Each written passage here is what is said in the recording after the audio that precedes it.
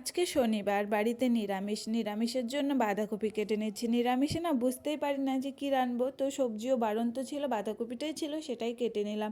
কাটার পরে তারপরে দেখো পুরো খিদে পেয়ে গেছিলো, তার চুষি পিঠেগুলো ছিল সেগুলো মুড়ি দিয়ে এখন রোদে দাঁড়িয়ে দাঁড়িয়ে আমি আর মা দুজনে মিলে খেয়ে নিলাম।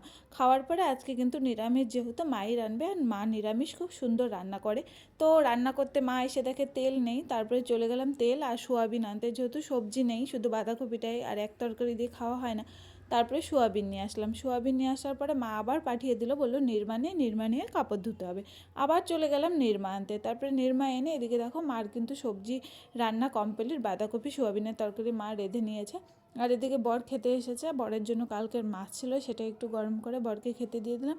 আর এদিকে যেহেতু মামা আজকে খেতে আসবে আমাদের বাড়িতে, তো মা বললো তাহলে একটু চপ ভেজে নিই। একটা বেগুন ছিল, ওই বেগুনটাকে কেটে আর বাঁধাকপি একটু রেখেছিল, ওটা দিয়ে চপ ভেজে এই যে মামাকে এখন খেতে দেওয়া হয়েছে। আর আমি একটু ডিমের মামলেট করে নিলাম, আমাদের তো দুটো গ্যাস আছে, তো আলাদা গ্যাসে ডিমের মামলেটটা করে নিলাম। আর এদিকে দেখো মা ভাত বেড়ে নিল আমাদের, এই যে এখানে কি সুন্দর করে থালা সাজিয়ে দিয়েছে, আর দুজন মিলে বসে বসে খেয়ে নিলাম। তো সবাই